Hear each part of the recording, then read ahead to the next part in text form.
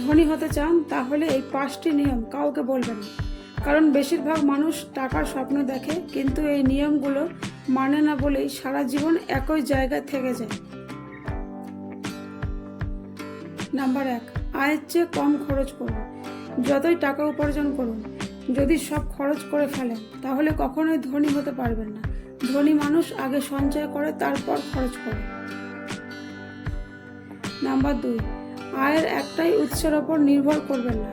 একটি আয় বন্ধ হয়ে গেলে যেন জীবন থেমে না যায়, তাই ধীরে ধীরে দ্বিতীয় আয়ের পথ তৈরি করুন। নাম্বার 3, দেখানোর জন্য খরচ করবেন না। অনেক মানুষ অন্যকে ইমপ্রেস করতে গিয়ে নিজের ভবিষ্যৎ নষ্ট করে। মনে রাখবেন, ধনী দেখানো আর ধনী হওয়া এক জিনিস নয়। নাম্বার 4, প্রতিদিন নতুন কিছু শিখুন।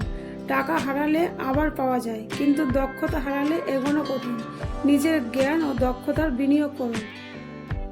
নাম্বার 5, খারাপ সঙ্গ এড়িয়ে চলুন। যাদের চিন্তা ভাবনা শুধু অভিযোগ আর অজুহাতে ভরা, তারা আপনার উন্নতির পথ আটকে দিতে পারে। ভালো মানুষের সাথে থাকুন। শেষ কথা, ধনী হওয়ার রহস্য লটারিতে নয়, প্রতিদিনের ছোট ছোট সঠিক সিদ্ধান্ত লুকিয়ে আছে। আজ থেকেই শুরু করুন।